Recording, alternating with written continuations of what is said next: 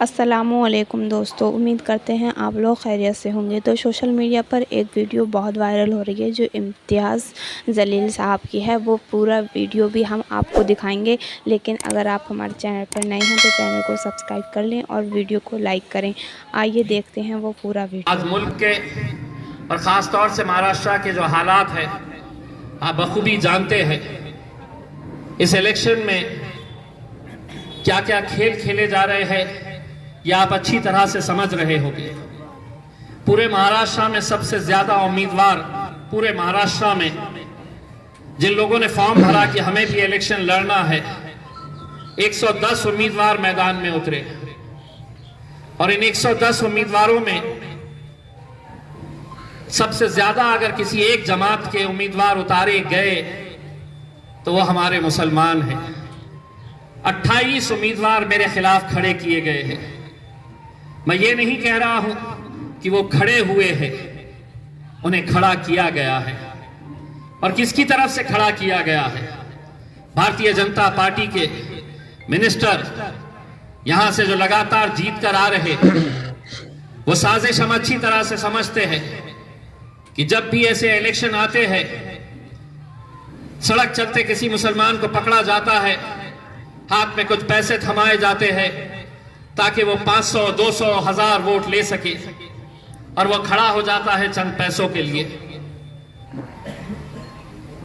Withdrawal की date अभी शुरू है, 4 तारीख तक ये उम्मीदवार मैदान से हट सकते हैं और मैं उनसे अदबन गुजारिश करना चाहूंगा कि ये पैसा जो तुम्हारे हाथ में दिया गया है ये जिंदगी भर चलने वाला नहीं है। ये तुम्हारी क़यादत को खत्म करने के लिए ये तुम्हारे हाथ में ये पैसा दिया गया है। कितने दिन चलने वाला है, लेकिन आज ये हालात हमारे सामने अगर आ रहे हैं तो ऐसे ही चंद लोगों की वजह से जो इलेक्शन के वक्त में हमारे वोटों को बांटने का काम करते हैं। आप अच्छी तरह से समझ रहे कि इम्तियाज जलील हो या नासिर सिद्दीकी साहब हो, उन्हें हराने के लिए कैसी कैसी ताकतें काम कर रही है। शिवसेना 2 है, एक दूसरे के कट्टर मुखालिफिन है, लेकिन एक शिवसेना का नुमाइंदा पीछे हट जाता है ये कहकर कि अगर हम दोनों लड़ते रहे तो कोई मुसलमान चुनकर आ जाएगा, कोई मजलिस वाला चुनकर आ जाएगा। उनकी सोच ऐसी है और हम एक अल्लाह एक रसूल को मानने वाले हम कितने हिस्सों में बढ़ गए हैं। ये कितने अफसोस और शर्म की बात है हमारे लिए। या आप लोगों से मैं अदबन गुजारिश करता हूं, अगर किसी ऐसे शख्स को जानते हैं जो इस चुनावी मैदान के अंदर उतरा हुआ है, ठेला लगाने वाला, ऑटो रिक्शा चलाने वाला, चंद पैसों के लिए आज पूरी कौम का सौदा करने के लिए बैठे हुए हैं, ये कितने अफसोस और शर्म की बात है। क्या होगा? 20 तारीख के दिन इलेक्शन होगा, कोई 200 लेगा, कोई 500 लेगा, कोई 1000 लेगा, कोई 2000 लेगा।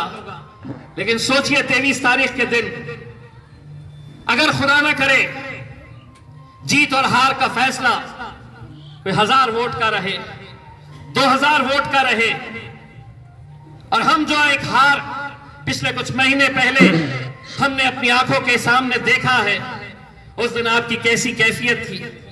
उस दिन सिर्फ औरंगाबाद की आवाम की कैसी कैफियत थी ऐसा नहीं है, पूरे हिंदुस्तान की नजरें लगी हुई थी कि औरंगाबाद के महाराष्ट्र के अंदर इकलौती एक मुसलमान आवाज को कैसे खत्म किया गया था। यही साजिशें रचकर 23 तारीख के दिन जब नतीजे आए और खुदा न करे ऐसा हो कि नासिर सिद्दीकी हो या इम्तियाज जलील हो, 1000 से हम हार रहे हैं और उस हार के अंदर किसी गैरों का हाथ नहीं रहेगा, हमारा ही अगर हाथ रहेगा तो सोचिए उसका भुगतान हमें 5 साल इंतजार करना पड़ेगा। 5 साल के बाद फिर इलेक्शन आएगा। जिसने लाख रुपया, 50,000, 25,000 रुपये लेकर खड़ा हुआ है उसे कोई फर्क नहीं पड़ेगा, क्योंकि वो तुम्हारा सौदा करने के लिए चंद पैसे लेकर खड़ा किया गया है भारतीय जनता पार्टी के उम्मीदवार के जरिए। कहीं ना कहीं अब वक्त आया है हम मुसलमानों को यह समझने का कि अगर हम ऐसे ही बढ़ते रहे, ऐसे ही साजिशों का शिकार होते रहे, तो आज महाराष्ट्र से एक मुसलमान आवाज जो असदुद्दीन अवैसी के साथ अल्हम्दुलिल्लाह आप लोगों की वजह से 2019 के अंदर मुझे मौका मिला था 5 साल वहां पर जाकर आपकी नुमाइंदगी करने का। हारने के बाद भी हम पीछे नहीं हटे, हारने के बाद भी हम कमजोर नहीं हुए। जब हमारे नबी करीम सल्लल्लाहु अलैहि वसल्लम के खिलाफ कोई गुस्ताखी करता है तो हम महज जाकर कोई आंदोलन नहीं किए, कोई मेमोरेंडम देकर हमने अपनी तस्वीरें नहीं खिंचाए। हमने उस वक्त यह ऐलान किया कि ऐ हुकूमत, तुझे जो भाषा समझ में आती है उस भाषा में जवाब देने की ताकत अल्हम्दुलिल्लाह हम सब के अंदर है।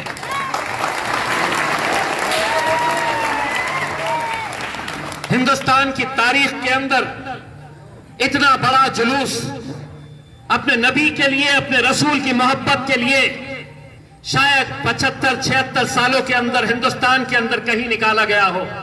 आप लोगों ने उसे साबित करके दिखाया था कि हमारी सियासत ऐसी की तैसी, हमारी कुर्सी को हम ठोकर मारते हैं, लेकिन अगर हमारे नबी करीम सल्लल्लाहु अलैहि वसल्लम के खिलाफ कोई गुस्ताखी करता है तो चट्टान की तरह हम खड़े रहकर तुम्हारा मुकाबला करने की ताकत रखते हैं।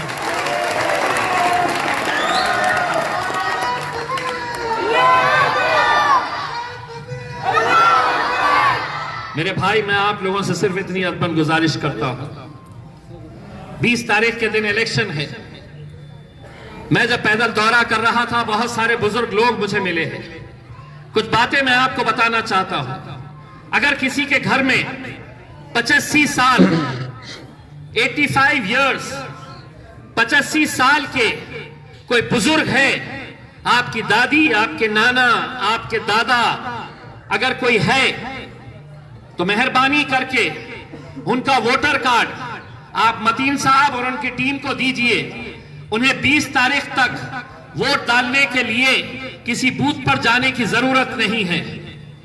अगर उनके पोलिंग बूथ के ऊपर उनके पास जो वोटर कार्ड है, अगर उसके ऊपर उम्र उनकी 85 साल के ऊपर है, तो उस कार्ड के जरिए जो गवर्नमेंट के अधिकारी है वो आपके घर में आएंगे और उस बुजुर्ग शख्स का वोट वो घर में डाल सकते हैं।